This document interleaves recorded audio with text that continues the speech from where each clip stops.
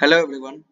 तो जैसा कि हम लोग जानते हैं कि कल आरआरबी क्लर्क के प्रीलिम्स का रिजल्ट आ चुका है और हमारे पास अब मुश्किल से 7 डेज बचे हैं आरआरबी क्लर्क मेंस का। हम सभी जानते हैं आरआरबी क्लर्क मेंस का एग्ज़ाम 1 फरवरी मतलब 1 फरवरी को शेड्यूल किया गया है। तो हमारे पास लगभग 7 दिन बचे हुए हैं। तो इन बचे हुए 7 दिनों में हम लोगों को क्या करना चाहिए, कैसे अपना दिन को बिताना चाहिए प्रिपरेशन में, ताकि हम अपने आरआरबी क्लर्क मेंस के एग्जामिनेशन में काफ़ी बढ़िया परफॉर्म कर पाए। तो चलिए इस वीडियो को स्टार्ट करते हैं। तो इस वीडियो में हम हर एक सब्जेक्ट के बारे में बात करने वाले हैं कि कौन से सब्जेक्ट को कैसे पढ़ना चाहिए इन बचे हुए 7 दिनों में। सबसे पहले हम मॉक्स का बात करते हैं कि हम लोग जब फुल मॉक्स अटेम्प्ट करेंगे उसका फ्रीक्वेंसी क्या रहना चाहिए, मतलब हर दिन हमें कितना मॉक्स देना चाहिए। तो ये पर्सन टू पर्सन डिपेंड कर सकता है, कैंडिडेट टू कैंडिडेट डिपेंड कर सकता है, लेकिन मेरा सजेशन यही रहेगा कि हमें डेली फुल मॉक देना चाहिए फुल लेंथ का। अब वो एक ही देना चाहिए मेरे अकॉर्डिंग, क्योंकि इसमें और भी सब्जेक्ट्स रहते हैं, किसी के जीए काफ़ी वीक है, बैकलॉग्स है जीए का, कंप्यूटर पढ़ना रहता है और भी बाकी सारे सब्जेक्ट्स रहते हैं। तो मेरे अकॉर्डिंग फुल मॉक डेली एक देना सफिशिएंट रहेगा। और किसी को टाइम मैनेजमेंट काफ़ी बढ़िया से हो पा रहा है और सब सब्जेक्ट पूरे तरीके से तैयारी है, तो वो डेली 2 मॉक्स भी प्रेफर कर सकते हैं, एक मॉर्निंग में और दूसरा इवनिंग में। लेकिन मेरे अकॉर्डिंग डेली 1 मॉक सफिशिएंट है 7 दिनों में। तो हम अपने अनुसार बताए तो डेली 1 मॉक देना चाहिए। और कोई बच्चा 2 मॉक्स देने में भी कंफर्टेबल है तो उसको 2 मॉक्स देना चाहिए, एक मॉर्निंग में दे देना और एक इवनिंग में। तो ये हमारा मॉक्स का हो गया। अब हम बात करें जीए का क्या स्ट्रेटेजी रहना चाहिए। सबसे ज़्यादा डिफिकल्ट सब्जेक्ट हमारे बीच यही है, जनरल अवेयरनेस का। इसका कितना भी मंथ्स का बच्चा पढ़ ले, लेकिन काफ़ी ज़्यादा प्रॉब्लम रहता है ये सब्जेक्ट में, कट ऑफ क्लियर करना मुश्किल हो जाता है। लेकिन इस वीडियो में मैं जीए को कैसे पढ़ना है बाकी बचे 7 दिनों में वो डिस्कस करने वाला हूँ। तो जीए का बात करें तो जीए के केस में हमारे पास 2 टाइप के स्टूडेंट हैं। पहला स्टूडेंट ऐसा होगा जिसने जीए को शुरू से पढ़ा है, शुरू से मतलब इन द सेंस जब से वो आईपीएस पीओ ये सब का तैयारी कर रहा था, मतलब मैक्सिमम हम मान सकते हैं जून से, जिसने पढ़ा है डेली, जिसने कंटिन्यू इसको पढ़ा है, या तो वीडियो सोर्स से पढ़े या तो वो पीडीएफ से पढ़े, कैसे भी वो रेगुलर था जीए में। एक टाइप का ये स्टूडेंट हो गया। और दूसरा टाइप का स्टूडेंट है जिसने जीए को, मतलब आईपीएस पीओ मेंस का एग्जाम दिया उसमें नहीं हो पाया, तब से जीए को लगभग छोड़ के चला है, मतलब हम ऐसा बोल सकते हैं इरेगुलर है जीए में, मतलब वो जीए को रेगुलरली तरीके से नहीं कर पाता है। तो कभी बीच में एग्जाम आ गया तो कर लिया, बाकी एग्जाम देने के बाद वो जीए को पढ़ना छोड़ दिया। तो एक ऐसे कैटेगरी का बच्चा भी होगा जिसने जीए को पढ़ा है लेकिन रेगुलर तरीके से नहीं पढ़ा है। और पहला कैटेगरी में ऐसे स्टूडेंट है जिसने जीए को शुरू से ही पढ़ा है काफ़ी अच्छे तरीके से, चाहे वो वीडियो सोर्स को फॉलो किया हो या पीडीएफ सोर्स को फॉलो किया हो। तो फर्स्ट कैटेगरी स्टूडेंट के लिए तो कोई भी प्रॉब्लम नहीं है। इससे सिर्फ इतना ही करना है कि इसको रिवीजन बढ़िया से करना है, क्योंकि हम पढ़ कितना भी ले, लेकिन अगर हमारा रिवीजन बढ़िया से नहीं हो पाता है तो वो कोई काम का नहीं रहता है। तो हमें ऐसे कैटेगरी के बच्चे जो काफ़ी बढ़िया से जिए को शुरू से पढ़ते आ रहे हैं, चाहे वीडियो सोर्स से पढ़े हो या पीडीएफ से पढ़े हो, तो उसको बढ़िया से मिनिमम 2 से 3 बार रिवीजन करना ही है, ताकि उसका बढ़िया से इसका हो सके। और मैक्सिमम बच्चे इस कैटेगरी में लाइक करते हैं जिसमें जिसने जियो को काफ़ी इरेगुलर तरीके से पढ़ा होगा, मतलब बीच में पढ़ा फिर छूट गया, कोई भी रीज़न की वजह से छूटा हो, लेकिन उसका जीए पढ़ना छूट गया होगा। तो मैक्सिमम कैंडिडेट इस कैटेगरी में ही लाइक करते हैं।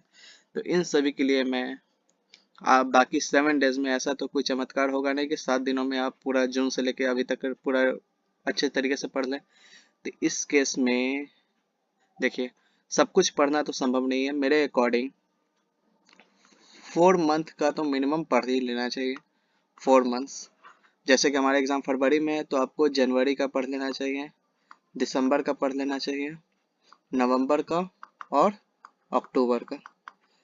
ये चारों मंथ्स का तो बढ़िया से होना ही चाहिए प्रिपरेशन जीए में। हम ये नहीं बोल रहे ये सफिशिएंट है, सफिशिएंट तो जो ये कैटेगरी 1 का स्टूडेंट पढ़ा होगा वो भी सफिशिएंट नहीं है, ऐसा इसका सिलेबस आता है जीए में। लेकिन कुछ ना पढ़ने से बेहतर है कि कुछ पढ़ लेना। तो हम यही बोलेंगे कि 4 मंथ का जीए कम से कम आप लोग पढ़ के जाइए, ताकि हमारा कम से कम 10 से 12 नंबर आ सके।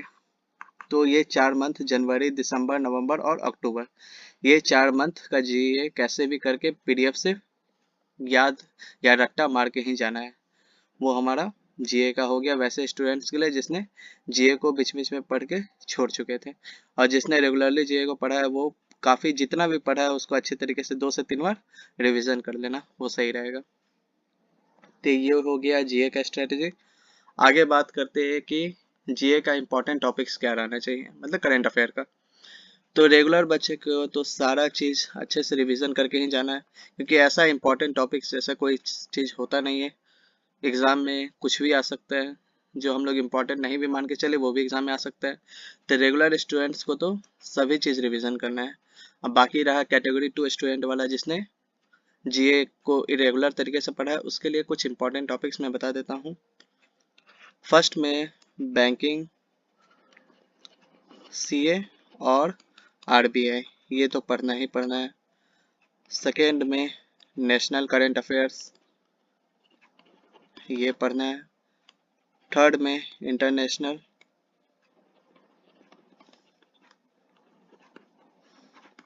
ये पढ़ना है। फोर्थ में अपॉइंटमेंट्स। फिफ्थ में आप इसमें और क्या पढ़ सकते हैं, स्टेट न्यूज़ पढ़ सकते हैं। फिर साइंस एंड टेक्नोलॉजी जो होता है उसको पढ़ना है। यही बाकी 5-6 टॉपिक्स है जिसको काफ़ी बढ़िया तरीके से पढ़ना है। ये इम्पोर्टेंट टॉपिक्स है। और एक और होता है जो वाइल्ड लाइफ से रिलेटेड होता है टॉपिक्स, इन सभी को पढ़ना है, क्योंकि मैक्सिमम हम लोग देखते हैं कि आरआरबी क्लर्क मेंस में जो सीए करंट अफेयर का आता है वो काफ़ी स्टैटिक लेवल पे आता है। मतलब करंट अफेयर कम रहता है, वो स्टैटिक रहता है ज़्यादा। स्टैटिक भी करंट अफेयर से ही रिलेटेड रहता है। जैसे कि कोई हमारा कोई नेशनल पार्क के बारे में बात हुआ, कोई वो करंट अफेयर में आ गया, तो वो करंट अफेयर में डायरेक्ट सीए का टॉपिक नहीं पूछेगा, वो बोल देगा कि वो नेशनल पार्क कौन से स्टेट में है। बेसिकली वो हमारा प्रेजेंट में न्यूज़ में रहेगा, उससे ही स्टैटिक पार्ट आ जाता है। तो इम्पॉर्टेंट टॉपिक जैसा ऐसा कुछ होता नहीं है। रेगुलर वाले को तो हर एक जितना भी पढ़ा है सब चीज़ को अच्छे से पढ़ के जाना है, रिवीजन करके जाना है। और जहाँ तक इरेगुलर का बात हुआ तो बैंकिंग सीए, आरबीआई सीए बढ़िया से पढ़ना है। नेशनल करंट अफेयर को बढ़िया से पढ़ना है, इंटरनेशनल को बढ़िया से पढ़ना है। अपॉइंटमेंट्स, ये सब हमारा क्लर्क लेवल पे काफ़ी ज़्यादा आता है, इसको बढ़िया से पढ़ना है। स्टेट लेवल का जितना न्यूज़ है वो आता है ज़्यादा। साइंस एंड टेक्नोलॉजी, इसको सब इग्नोर करते हैं, लेकिन इसको इग्नोर नहीं होना चाहिए। एक और हमारा छूट रहा है जो अवार्ड्स है। अवार्ड्स हो गया, अपॉइंटमेंट हो गया, ये सब क्लर्क लेवल पे ज़्यादा ही पूछा जाता है। और आरआरबी क्लर्क मेंस में ये सबसे ज़्यादा क्वेश्चन आएगा ये सब टॉपिक से। तो कम से कम वैसे इरेगुलर स्टूडेंट जिसने कुछ नहीं पढ़ा है जीए में, ये 7-8 टॉपिक्स को अच्छे तरीके से पढ़ के जाइएगा लास्ट 4 मंथ्स का। 4 मंथ सफिशियंट तो नहीं है, लेकिन कुछ भी मतलब 10-12 नंबर लाने के लिए 4 मंथ्स काफ़ी बढ़िया रहेगा, अच्छे तरीके से अगर आप इन 8 टॉपिक्स को पढ़ लेते हैं तो ये रहा हमारा करेंट अफेयर का इम्पोर्टेंट टॉपिक्स का। बात करते हैं इसके आगे का। तो कंप्यूटर का क्या स्ट्रैटेजी रहना चाहिए। ऐसे भी कई बच्चे होंगे जिसने कंप्यूटर को आज तक हाथ भी नहीं लगाया होगा, क्योंकि RRB PO mains PO prelims उसका क्लियर नहीं हुआ होगा, तो पीओ मेंस का उसने अच्छे तरीके से प्रिपरेशन नहीं किया, तो वही उसका कंप्यूटर प्रिपरेशन नहीं हुआ होगा। तो बेसिकली ये ऑल स्टूडेंट्स के लिए हम बोलेंगे। अभी तो ऐसा नहीं है कि कोई भी कोर्स परचेस करके आप सारा चीज़ 7 दिन में पढ़ लेंगे। इसके लिए सबसे बेहतर होगा कि सचिन अरोरा सर का जो यूट्यूब चैनल पे जो वीडियोस आते हैं, अभी वो रिवीजन वीडियोस डाल रहे हैं, उन सभी वीडियोस को काफ़ी बढ़िया से देखना है। प्लस उसका जो पीडीएफ होगा उन सभी को अच्छे से याद कर लेना है। और अगर आपके पास टाइम है, मतलब समय आप लोग निकाल पाते हैं, तो टेलीग्राम से सचिन अरोरा सर का जो जितना भी वीडियोस है उसका पीडीएफ अवेलेबल रहता है। उन सभी पीडीएफ्स को डाउनलोड करके उसको कम से कम 2-3 बार पढ़ ही लेना है। 2 से 3 बार इसको पढ़ लेना है। इस इतना आप लोगों को भरोसा रखना चाहिए कि सचिन अरोड़ा सर का जो कंप्यूटर पढ़ाते हैं वो मैक्सिमम क्या 99% एग्जाम में आता है। भले ही क्वेश्चन का मतलब पूछने का तरीका अलग हो, लेकिन कंटेंट वही रहता है, सब क्वेश्चन वही रहता है। तो सचिन अरोड़ा सर पे आप कंप्यूटर के लिए पूरे तरीके से विश्वास कर सकते हैं। तो इन बचे हुए 7 दिनों में जो भी सर ने यूट्यूब पे वीडियोस डाले हैं जिसमें वो रिवीजन करवा रहे हैं, उन सभी को काफ़ी बढ़िया से देखना है, उसका बार बार प्रैक्टिस करना है, रिवीजन करना है। और साथ ही साथ हमारा जो सेक्शनल होता है कंप्यूटर का, इसको भी सेक्शनल में जितने सारे क्वेश्चंस आते हैं इन सभी क्वेश्चंस को याद करना है। मतलब जो बन गया वो ठीक है, जो नहीं बन पा रहा उस क्वेश्चंस को याद कर लेना है, क्योंकि हो सकता है वो सारे क्वेश्चंस एग्जाम में आ सकते हैं। तो कंप्यूटर में तो यही कहेंगे कि सचिन अरोड़ा सर का वीडियोस देखो, उसका पीडीएफ देखना है, उसको 2 से 3 बार पढ़ लेना है अच्छे तरीके से, ताकि हमारा माइंड उसको ग्रैब कर पाए। हो सकता है आपको पता चले कि ये मुझे नहीं याद हुआ, लेकिन हमारा माइंड उसको काफ़ी अच्छे तरीके से पढ़ा है, तो उसको जब भी एग्जाम में क्वेश्चन वो आएगा तो सामने उसका आंसर क्लिक कर ही जाएगा। तो सचिन अरोड़ा सर को फॉलो करना है, उनका वीडियोस देखना है, उनका पीडीएफ पढ़ना है, और साथ ही सेक्शनल मॉक देना है। किसी भी प्लेटफॉर्म से दे सकते हैं, जैसे गाइडली का हो गया। इन सभी प्लेटफॉर्म से हमारा कंप्यूटर का सेक्शनल मॉक दे के सारा क्वेश्चन जो भी उस सेक्शनल मॉक में आता है उसको याद कर लेना है। और जो फुल लेंथ का मॉक देंगे उसमें भी जो कंप्यूटर का जो भी क्वेश्चन आएगा उसको अच्छे तरीके से याद कर लेंगे, तो काफ़ी ज़्यादा हम लोग फायदे में रहने वाले हैं। आगे हमारा ये टॉपिक है कि हम लोग वीक सब्जेक्ट का स्ट्रेटेजी को कैसे टैकल करना है, इसका क्या स्ट्रेटेजी होना चाहिए। तो ये तो स्टूडेंट टू स्टूडेंट वेरी कर सकता है। किसी का मैथ्स मतलब क्वांट वीक है, क्वांट में नंबर नहीं आ रहा है, प्रैक्टिस कम है। किसी का रीजनिंग का प्रैक्टिस कम है। किसी का इंग्लिश या हिंदी जो भी लैंग्वेज चूज करते हैं उसका कैसे ये सबका प्रैक्टिस होना चाहिए, क्योंकि जी और कंप्यूटर का तो मैं बता चुका हूँ। तो क्वांट, जिस स्टूडेंट्स का क्वांट वीक है उसके लिए मैं यही बोलूँगा कि उसको डेली फुल मॉक तो देना है, या साथ ही साथ उसको डेली एक सेक्शनल मॉक देना है। डेली 1 सेक्शनल मॉक तो कंपलसरी है। अगर किसी का रीजनिंग वीक है तो उससे रीजनिंग का डेली सेक्शनल मॉक देना है। किसी का इंग्लिश और हिंदी मतलब कोई भी लैंग्वेज वाला सब्जेक्ट वीक है तो उसको डेली एक सेक्शनल मॉक देना है। ऐसा नहीं है कि एक बार में आप तीनों अटेम्प्ट करना, क्योंकि टाइम का भी कमी होता है। सबसे पहले हमको जीए और कंप्यूटर को काफ़ी बढ़िया से करना है। अब ऐसा भी नहीं है कि हम लोग जीए कंप्यूटर पे पूरा दिन लगा दें, इसको साथ में लेकर चलना है। तो इस दोनों को हमको काफ़ी बढ़िया तरीके से करना है। और बचा हुआ चीज़ जो क्वांट हो गया, रीजनिंग हो गया, इंग्लिश या हिंदी हो गया, उन सभी को हम लोगों को मॉक से ही प्रैक्टिस करना है, चाहे फुल लेंथ मॉक हो या फिर डेली हमें एक सेक्शनल लगाना है। किसी का क्वांट वीक है तो क्वांट का सेक्शनल लगाएगा, किसी का रीजनिंग वीक है तो वो रीजनिंग का सेक्शनल लगाएगा, और किसी का इंग्लिश या हिंदी सब्जेक्ट वीक है तो वो इन दोनों का सेक्शनल मॉक लगाएगा। या तो ये भी हो सकता है कि आप 2 मॉक साथ में लेके चले, मतलब आज क्वांट और रीजनिंग का लगा लिए, कल रीजनिंग और इंग्लिश का लगा लिए, परसों क्वांट और इंग्लिश का लगा लिए, ऐसे करके चल देंगे अल्टरनेट डे पे, तो वो भी सही रहेगा। मतलब दिन में 2 सेक्शनल मॉक और एक फुल लेंथ मॉक लगा सकते हैं, और बाकी का टाइम में जी और कंप्यूटर करना सही रहेगा। तो यही है कि हम लोग अपना डेली टाइम डिस्ट्रीब्यूशन कैसे करें अलग अलग सब्जेक्ट्स में। तो सबसे पहले तो एक फुल लेंथ मॉक देना है।